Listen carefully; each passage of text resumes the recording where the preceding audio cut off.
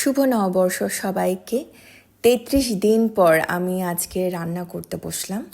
পুঁই শাক, মিষ্টি আলু, পেঁপে, মিষ্টি কুমড়া, নর্মাল আলু, এরপর যে সজনে ডাঁটা, গাজর দিয়ে পাঁচমিশালি একটা সবজি আমি রান্না করব। আজকে আমি কোনো মশলা ছাড়াই কাতলা মাছ রান্না করব। কোনো মশলা ছাড়া কেন বলছি, ভিডিও গিয়ে দেখলেই বুঝতে পারবেন। মাছটা রান্না করার জন্য আমি ভেজে নিয়েছি।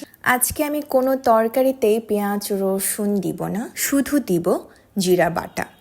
আমার হেল্পিং হ্যান্ড উনি আমাকে সাহায্য করছেন, উনি সুন্দর মতন জিরাটা বেটে দিচ্ছেন। এখন আমার রান্না করার পালা। একটি কড়াইয়ে আমি তেজপাতা, শুকনা লঙ্কা আর তেল দিয়ে দিলাম। তার মধ্যে দিয়ে দিলাম শুধুমাত্র জিরার বাটা। জিরার বাটার যে পানিটা আছে সেটা দিয়ে আমি একটু কষাবো। মোটামুটি কষানো হয়ে গেলে আমি এটার মধ্যে লবণ, হলুদ এবং শুকনো লঙ্কার গুঁড়ো দিয়ে দিচ্ছি। এটাকেও আমি অনেকক্ষণ ধরে কষাবো, যতক্ষণ না পর্যন্ত তেলটা উপরে না উঠে। প্রথমবারের মতন আমি টক দই দিয়ে কাতলা মাছ রান্না করছি। এই তরকারিটা আমি খেয়েছিলাম ইন্ডিয়াতে, আমার যোগা পার্টনারের পিসির বাড়ি থেকে। বাই দ্য ওয়ে, একটু হালকা চিনিরও দরকার হয়, সো আমি 1 চামচের মতন চিনি দিয়েছি। এরপর ভাজা মাছগুলো আমি এই মশলার মধ্যে দিয়ে দিলাম।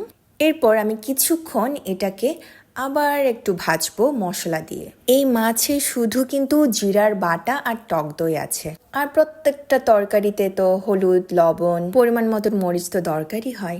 মোটামুটি কষানো হয়ে গেলে আমি জল দিয়ে দিব। পরিমাণ মতন জল দেওয়ার পর আমি ঢাকনা দিয়ে বন্ধ করে রাখবো। এই দই কাতলা রান্না করতে বেশি সময়ের দরকার হয় না, খুবই কম সময়ে এই রান্নাটা কমপ্লিট হয়ে যায়। আর আমারও এই দই কাতলা রান্না কমপ্লিট হয়ে গেছে। এখন আমি সবজি রান্না করব। একটা পাত্রে তেল দিয়ে দিচ্ছি, আর তেল গরম হয়ে গেলে আমি 5 ফোড়ন, তেজপাতা আর শুকনো লঙ্কা দিয়ে দিব, আর দিয়ে দিচ্ছি বাটা জিরার মশলা। এরপর সব সবজি একসাথে আমি দিয়ে দিচ্ছি। হলুদ আর পরিমাণ মতন লবণ তো লাগবেই।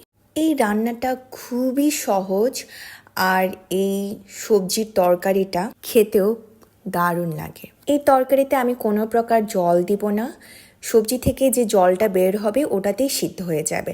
আর আমার এই সবজির তরকারি রান্নাও কমপ্লিট হয়ে গেছে, আর সব সবজি নরমও হয়ে গেছে। এখন আমার খাবার পালা। এইটা হচ্ছে আমার দই কাতলা আর হচ্ছে নিরামিষের তরকারি। এই যে এখন আমি গিয়ে খাবো। আমার চেহারার অবস্থা খুবই খারাপ, তার মধ্যে কালো হয়ে গেছি অনেক দিন পর রান্না করেছি।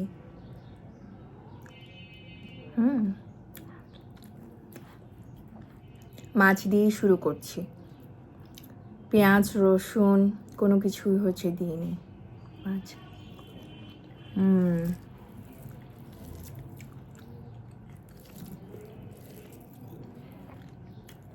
মাছটাই অনেক মজা লাগছে, দেখাও যাচ্ছে না। ওয়েট,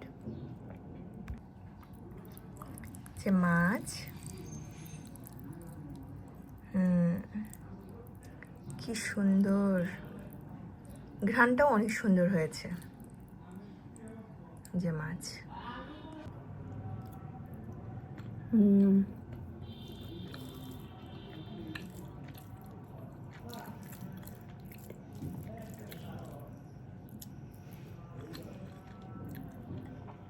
মজা।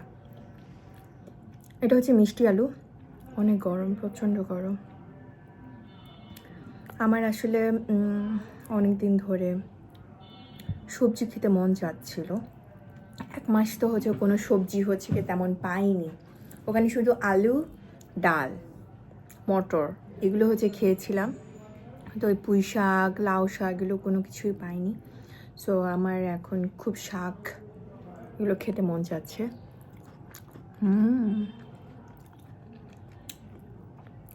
মজা। এটা হচ্ছে ড্রামস্টিক সজনে ডাঁটা।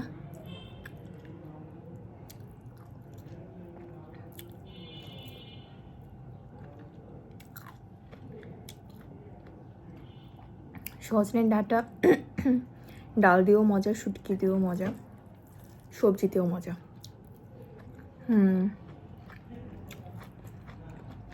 মিষ্টি আলু,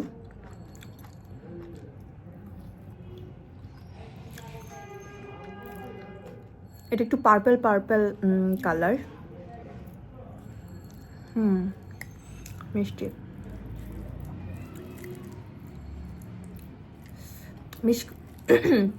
মিষ্টি কুমড়া দিয়েছিলাম, কিন্তু মিষ্টি কুমড়া গলে গিয়েছে, শক্তগুলো হচ্ছে গলেনি, যেরকম আলু গাজর, কিন্তু মিষ্টি কুমড়া গলে গেছে।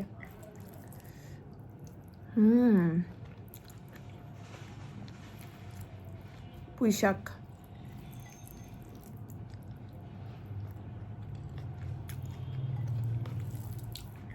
আজকের তরকারিগুলো ভালোই হয়েছে। অনেক দিন পর রান্না করে খুবই ভালো লাগলো, যদিও আমার খুব টায়ার্ড লাগছে, কারণ অনেক জার্নি হয়েছে। সো এখনও টায়ার্ডনেসটা হচ্ছে কাটেনি। ওকে, সবাই ভালো থাকবেন, সুস্থ থাকবেন, সবাইকে নববর্ষের শুভেচ্ছা। Tata, bye, take love and stay safe.